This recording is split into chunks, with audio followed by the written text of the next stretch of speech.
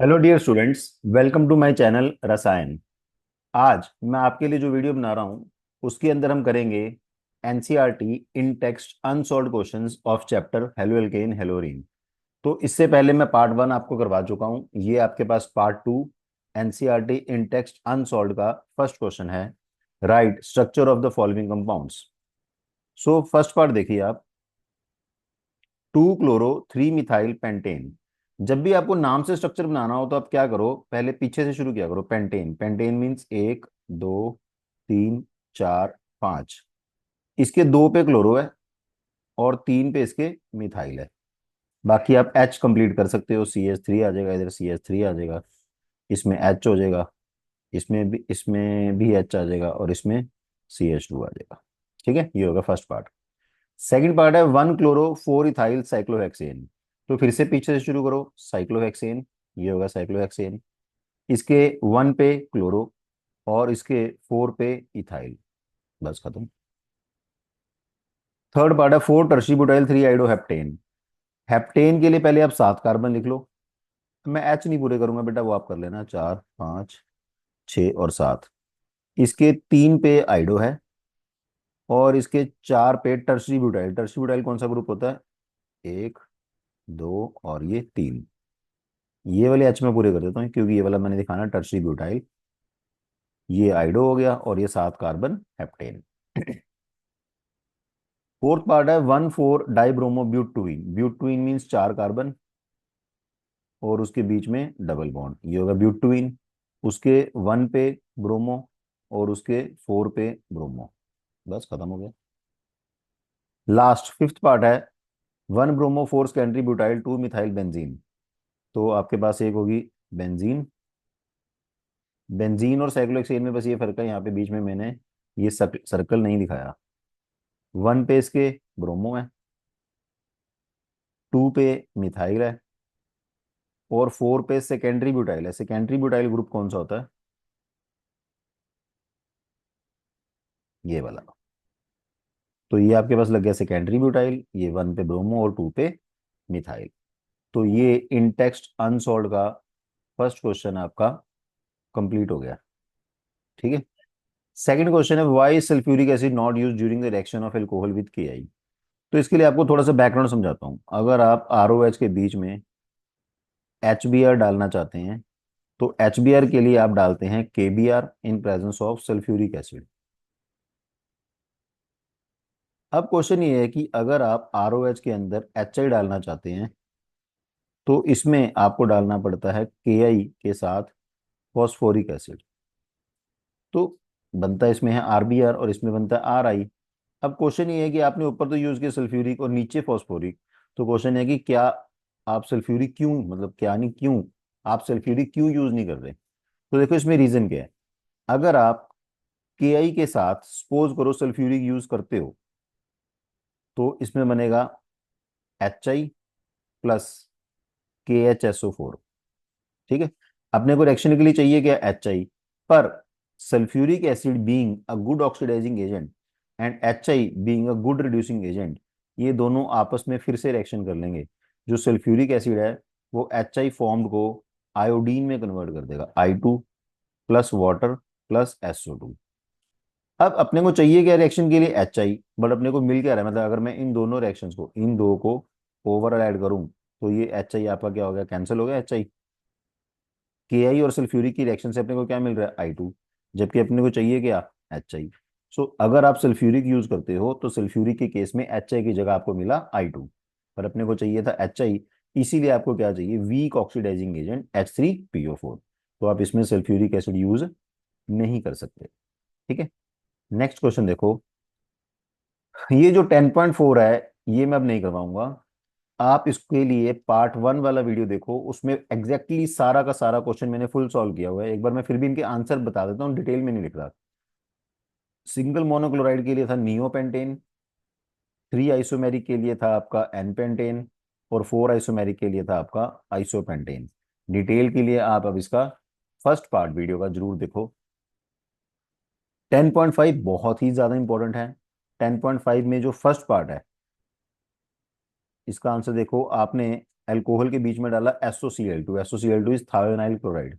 सो thionyl chloride में इसमें लगेगा Cl प्लस SO2, ये बनेगी गैस, और HCl ये बनेगा गैस। और ये बेस्ट मेथड है फॉर प्रिपेयरिंग हेलोएल्केन। सेकंड वाला मैं यहीं पे कर देता हूँ इसके सामने। ये जो एग्जांपल है ये है बेंजिलिक हेलोजिनेशन का। चलो दोबारा नया बना देते हैं अपन।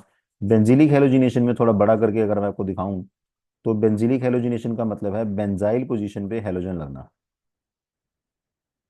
बेंजाइल पोजीशन कौन सी होती है? बेंजीन के बिल्कुल साथ। तो इसका जो एच है ये रिप्लेस होगा। अगर इसका एच रिप्लेस होगा ब्रोमीन डालने से, तो इस जगह पे लगेगा Br। जो बच्चे गलती करते हैं वो क्या करते हैं, वो इस जगह पे लगा देते हैं Br, साथ में नाइट्रो, प्लस क्या आ जाएगा आपके पास HBl, जो बहुत इंपॉर्टेंट पार्ट है। थर्ड पार्ट मैं इधर कर रहा हूँ। थर्ड पार्ट ये है कि आपके पास ऊपर है CH2OH, और इसके पैरा पे है OH। आपने इसमें डाला HCl। अब HCl डालने पे क्या होना चाहिए? इसका OH रिप्लेस होना चाहिए Cl के साथ, इसका OH रिप्लेस होना चाहिए Cl के साथ। पर ये वाला जो डायरेक्ट जुड़ा हुआ है, ये अब एक तरह से फिनोल ग्रुप बन गया। ड्यू टू रेजोनेंस ये वाला बॉन्ड ब्रेक नहीं होगा। तो कौन सा बॉन्ड ब्रेक होगा? सिर्फ ये वाला। तो इसका आंसर क्या आएगा कि CH2 के साथ तो लगेगा Cl, बट OH वाला, ये वाला जो OH है, it is involve in resonance, जिस वजह से बॉन्ड ब्रेक नहीं होगा। ठीक है। आपने ये भी पढ़ा होगा फिनोल की, मतलब हेलो एरिन की प्रेपरेशन में, कि फिनोल से इसकी प्रेपरेशन नहीं हो सकती। सो ये फिनोल वाला पार्ट रिएक्ट नहीं करता बिकॉज ऑफ रेजोनेंस, सिर्फ यही करेगा alcohol part. Fourth part question का जो है ये है मार्कोनिकोफ रूल का। मार्कोनिकोफ रूल अगर आपको डिटेल में देखना है तो आप इसकी वीडियो भी देख सकते हो मेरे चैनल पे, ऑर्गेनिक के फोल्डर में जाके, प्लेलिस्ट में जाके। आपने HI ऐड किया, मार्कोनिकोफ रूल के हिसाब से नेगेटिव पार्ट, ये नेगेटिव पार्ट हो गया, डबल बॉन्ड के उस कार्बन पे जाएगा जहां पर H कम है। तो अब इसके H गिनो, इसके एक, ये दो, और ये तीन। तो यहाँ पर क्या आएगा? Fourth H। वैलेंसी पूरी करो अगर। अब इसके गुनो, जहां डबल बॉन्ड है, एक, दो, तीन, चार, यानी कि इस जगह पे मैं छोटा सा लिख रहा हूँ, नो H, H नहीं है। अब डबल बॉन्ड पे अपन देखना हो तो यहाँ H है, यहाँ पर H नहीं है, तो यहाँ पे कम है इसका मतलब। तो जहां पर कम है उस जगह पे आपके पास क्या लगेगा? आके आई। ये CH3 वैसे का वैसा लगा हुआ है, इसको आपने कुछ नहीं करना। ठीक है। वो H दिखाओ ना दिखाओ कोई फर्क नहीं पड़ता। फिफ्थ, ये तो बिल्कुल ही सिंपल है, फिंकलस्टीन रिएक्शन है। फिंकलस्टीन रिएक्शन के अंदर क्या होना है? CH3CH2, Br की जगह आई। सिक्स्थ रिएक्शन जो है आपके पास ये है बेंजिलिक की जगह एलिलिक। एलाइलिक कह लो या एलिलिक कह लो, हेलोजिनेशन। एलाइलिक हेलोजिनेशन में डबल बॉन्ड नहीं हटता। डबल बॉन्ड के बिल्कुल साथ, चाहे ये चाहे ये, जिस तरफ मर्जी आपने क्या करना है, रिप्लेस करना है हेलोजन। ये जो ऊपर वाला एग्जांपल था ये था बेंजिलिक का, और ये वाला जो एग्जांपल है ये है एलिलिक का। सो एलिलिक में डबल बॉन्ड नहीं हटेगा। जब ये एडिशन होएगी तो डबल बॉन्ड हटेगा। ये बेटा ध्यान से करनी चाहिए आपने, इसमें मार्कोनिकोफ रूल है एडिशन, ये आपके पास है सब्स्टिट्यूशन। सब्स्टिट्यूशन में डबल बॉन्ड नहीं हटता। ठीक है। तो ये छह के छह पार्ट मेरे हिसाब से तो भाई बहुत ज्यादा इंपॉर्टेंट है। नेक्स्ट है बॉइलिंग पॉइंट। बॉइलिंग पॉइंट के लिए पहले मैं आपको इनके फॉर्मूले लिख दूं। CH3Br, दूसरा है CHBr3, तीसरा CH3Cl, चौथा CH2Br2। अब इसमें दो रूल लगेंगे। एक, बिगर हेलोजन। बिगर हेलोजन कौन है? ब्रोमीन। बिगर हेलोजन मोर बॉइलिंग पॉइंट। दूसरा रूल इसमें लगेगा, मोर हेलोजन मोर बॉइलिंग पॉइंट। तो मेरे को लगता है अब आप आराम से रेंज कर सकते हो। सबसे ज्यादा बॉइलिंग पॉइंट किसका आएगा? CHBr3 का। उससे कम किसका आएगा? CH2Br2 का। उससे कम CH3Br का। और सबसे कम CH3Cl का। सो बड़ा इंपॉर्टेंट है ये भी। अब इसका सेकंड पार्ट। सेकंड पार्ट के अंदर जो आपका रूल लगना है, क्वेश्चन आप पढ़ दो ध्यान से। इसमें यह है कि मोर कार्बन मोर बॉइलिंग पॉइंट, जितने कार्बन ज्यादा है। दूसरा, यहाँ नंबर डालता हूँ, दूसरा, अमंग आइसोमेरिक, जो आइसोमर हैं, BP डिक्रीज विद ब्रांचिंग, क्योंकि इसमें सरफेस एरिया क्या हो जाएगा? कम। अब सबसे पहले मैं अब नंबर के हिसाब से कर देता हूँ। मान लीजिए आप, ये नंबर 1 है, ये नंबर 2 है और ये नंबर 3 है। तो 1 क्लोरोब्यूटेन इसमें सबसे ज्यादा कार्बन है, तो 3 नंबर का सबसे ज्यादा। अब ऊपर देखो फिर दोबारा क्वेश्चन के अंदर, एक है आपके पास 1 क्लोरोप्रोपेन और एक है आइसोप्रोपाइल। आइसोप्रोपाइल क्या होगा? सेकेंडरी। सेकेंडरी मतलब क्या होगी? ब्रांचिंग। सो ब्रांचिंग से बॉइलिंग पॉइंट क्या हो जाएगा? कम। सो 3 के बाद 1 और 1 के बाद 2। सो ये सीरीज ओवरऑल ये क्वेश्चन 6th एनसीईआरटी का बहुत ही ज्यादा इंपॉर्टेंट क्वेश्चन, ये सब इंपॉर्टेंट क्वेश्चन है बेटा ये। फिर इसके अंदर आपको बताना है कि SN2 किसकी फास्ट होएगी। ये वीडियो पार्ट 1 में भी करवाया था। अगर आपको SN1 SN2 डिटेल में करना है तो इसका एक अलग से वीडियो है फुल डिटेल वाला SN2 के। तो SN2 के लिए बस सिंपल सा रूल क्या था?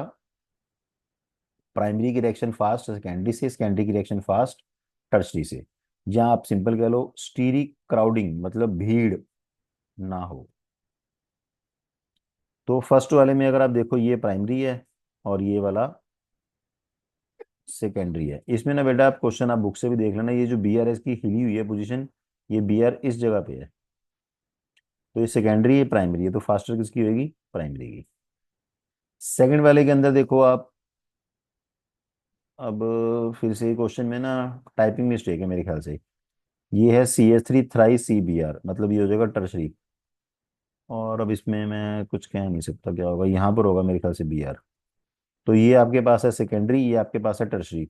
बाकी अब देख लेना सेकेंडरी टर्शरी देखना आपने, सेकेंडरी की फास्ट टर्शरी की कम। थर्ड केस में फिर से ये प्राइमरी है और ये भी प्राइमरी है।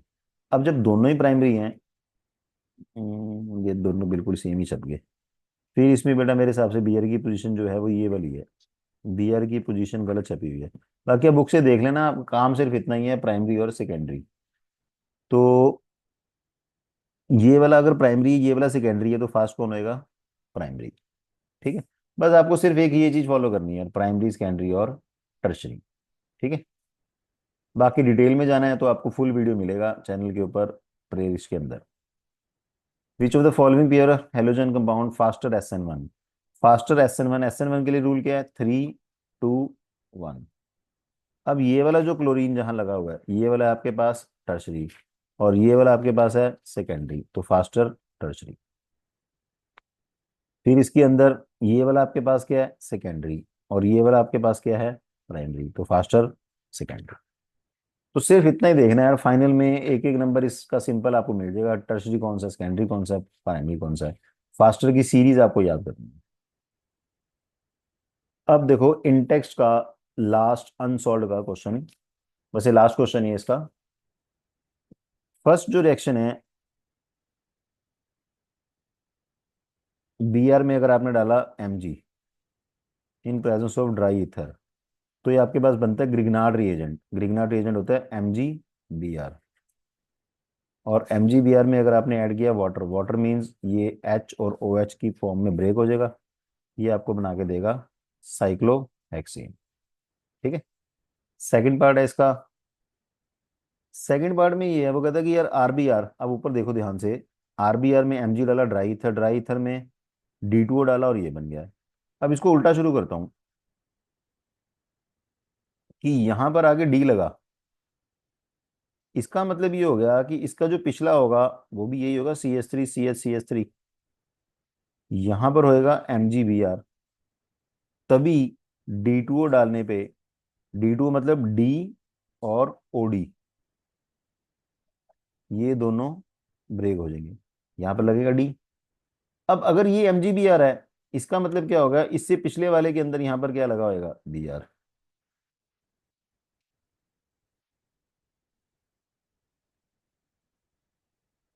अब उल्टे की बजाय पूरा क्वेश्चन सीधा देखो, आपके पास ये आइसोप्रोपाइल ब्रोमाइड हो गया, इसमें आपने जब मैग्नीशियम डाला तो इसका क्या बन गया? MgBr। MgBr मतलब क्या होगा? ग्रिग्नार्ड। ग्रिग्नार्ड में अगर आप वाटर डालो, जैसे ऊपर तोड़ा है, वाटर की जगह इसने क्या डाल दिया? Heavy water. हैवी वाटर क्या होगा? D2O। तो D2O जब टूटेगा तो इसमें क्या लगेगा? CH के साथ D।